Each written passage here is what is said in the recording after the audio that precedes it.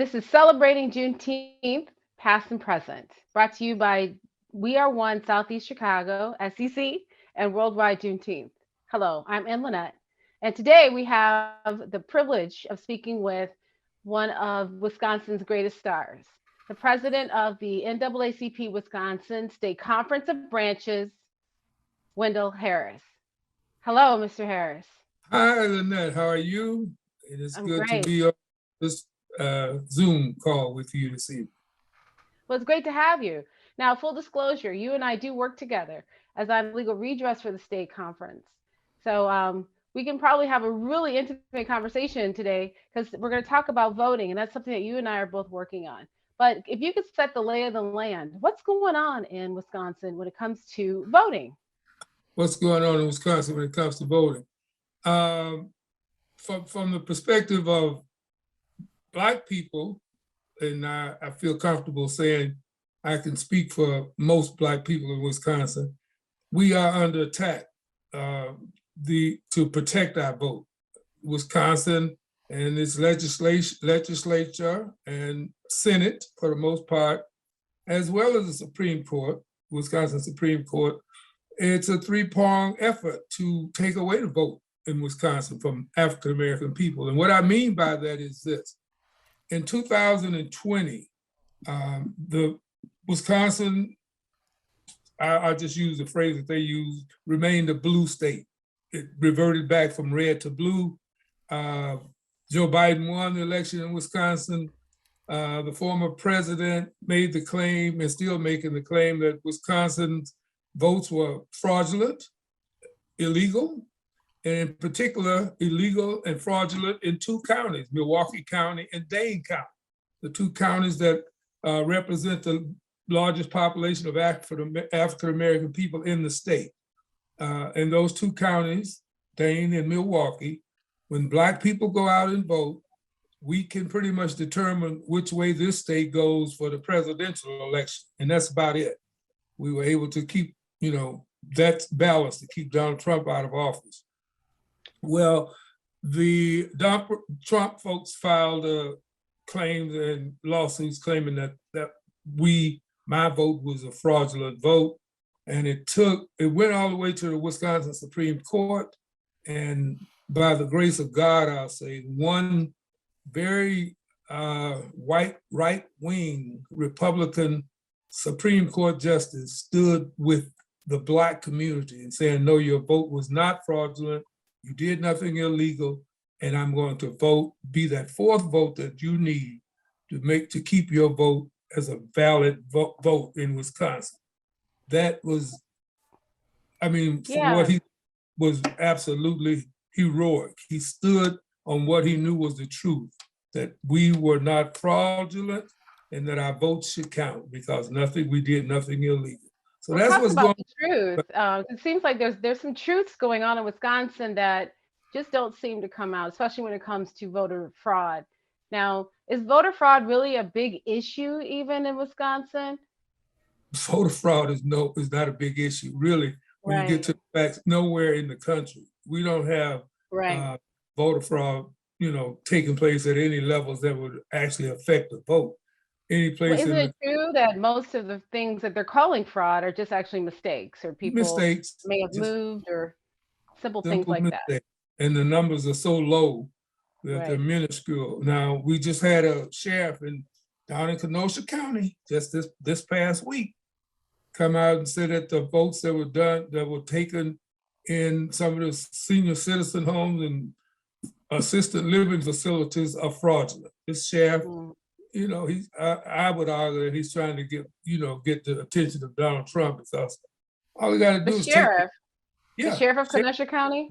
In Kenosha. Now, Kenosha is an interesting spot because it wasn't that the same place where when Kyle Rittenhouse was doing the shooting, the police actually acknowledged him and said, thank you for your service or something like that. But that was actually the sheriff, or it wasn't really the local police, was it? It might have been that was the local police, I believe. Oh, it was? Okay. And also, from what I heard, I can't validate this.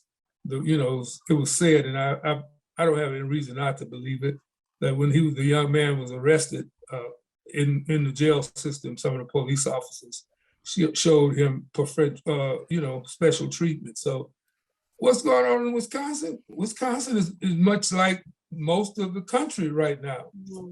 I can't just, we can't just give it all to Wisconsin, but Wisconsin seems to lead the way in the effort to disenfranchise Black people. And it's been happening now for many years. It goes back to, some folks say when we started to look at the laws that govern public education, that Wisconsin was a leader in that, trying to destroy our rights. Well, Wisconsin is a leader in the prison industrial complex. Yes, it is. We incarcerate, I think, the highest number of African-American men in Wisconsin. And the next highest is Oklahoma, I believe. That's the last data statistics I had. If I was Joshua Glover, he came through Wisconsin trying to get to Canada. I wouldn't try to get to Canada coming through Wisconsin in 2021. So you're mentioning Joshua Glover. Now he was one of the slaves that came to Milwaukee as a slave back in the 1840s or 50s or when slavery existed. And then the Milwaukeeans tried to, actually, I think it might even included some Kenosans too at that time. We're trying to free him, right? Yeah, but today in Wisconsin, it would not be a good place to be. And I don't say, I don't take this, I'm not just bashing Wisconsin. I'm a leader in Wisconsin, and I have been for many years. And I love Wisconsin as much as I love any other state.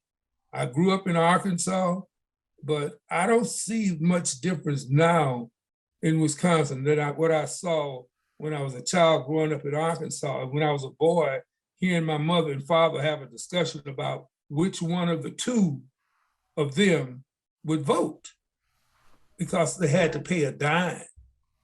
So what do you think is the motivation of trying to block the votes of people who are African-American in Wisconsin? What's this motivation?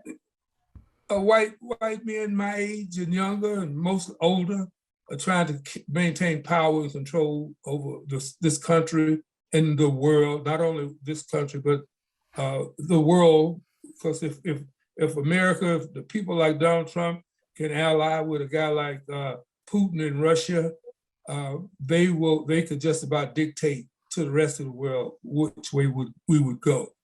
That's where. Is it almost like, let me ask you this, is it almost like democracy was great when the majority was, mostly white, but now that democracy may be including more diverse populations, democracy be damned? Is that a good way to say that? It's an attack. There's no question about it. It doesn't take I'm not the smartest guy in the world, but it's very clear to me that democracy now is not as, like you say, the loved system of government that it was before we got all these different ethnic minorities and others in this country, where the white men who've controlled this country for so many years won't have the political power to keep that control. And they're afraid. They absolutely are afraid.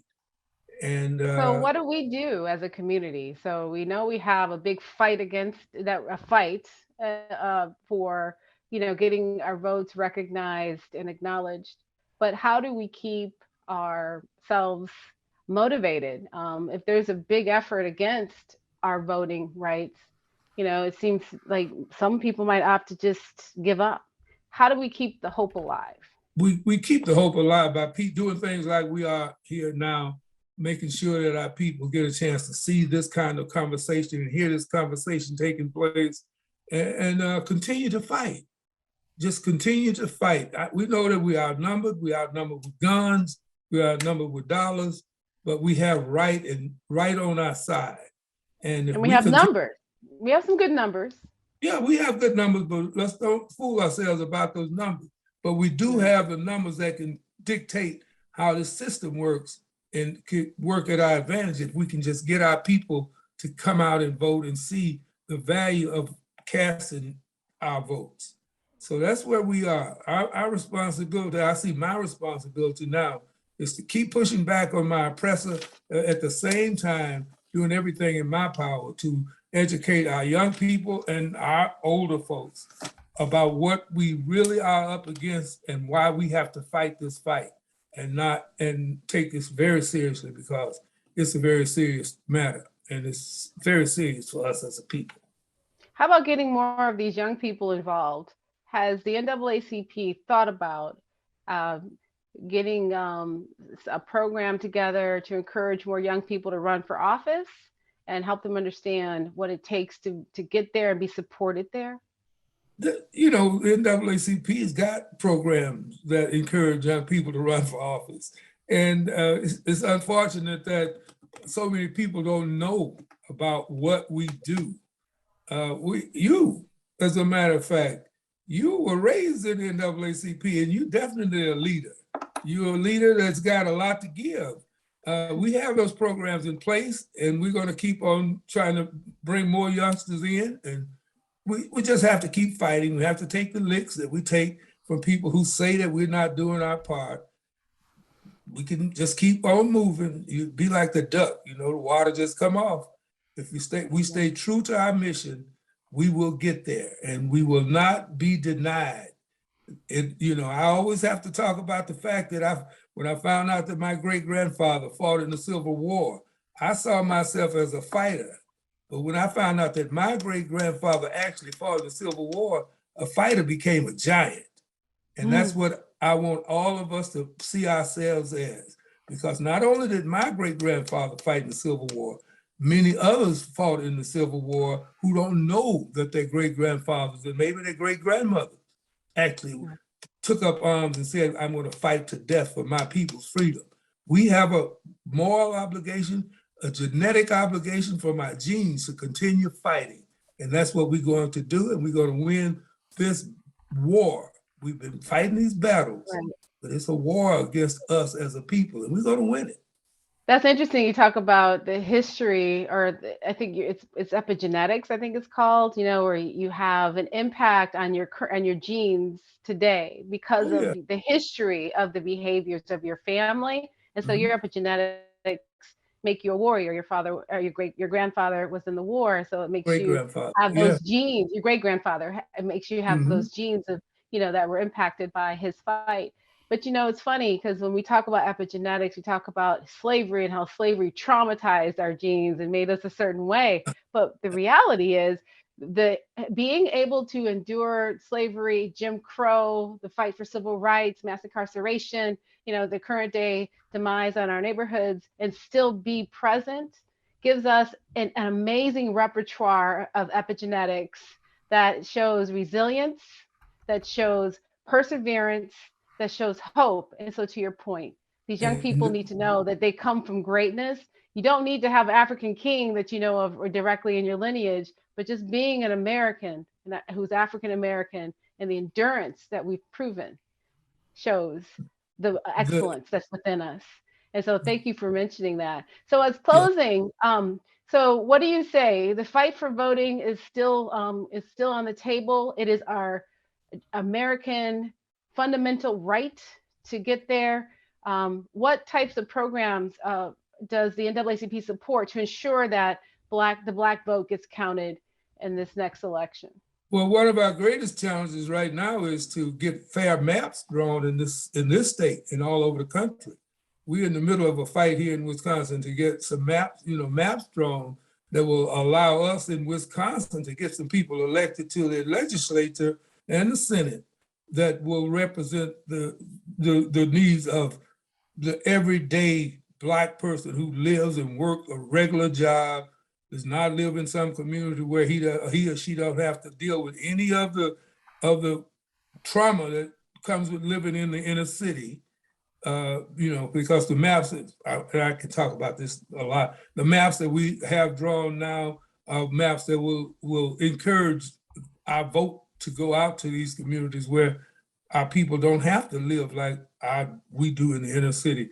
But this is our challenge and we're not going to back down. So today, as we speak, we're planning to have a big rally here next week, the NAACP, to bring people out to challenge those people who are trying to take away our right to vote in the maps that they're drawing. And I expect you to be at that rally. I'll All right. see you there. Well, All thank you right. so much for your time today. Is there a website for those who may be interested in attending as well or learning more about the NAACP State Conference of Branches? WI Wisconsin NAACP.org. Is that right? Excellent. Okay. NAACPWI.org. Yeah. Exactly. And we'll be sure to put that at the bottom of the screen and attach it to this video for people to access. Thank you Okay. so much for your time today. Thank you to all those who are out there. Celebrating Juneteenth, past and present, has been brought to you by We Are One SEC and Worldwide Juneteenth. Thank you very much, Mr. President Wendell Harris, for your time. And we look forward to having you come on our program again.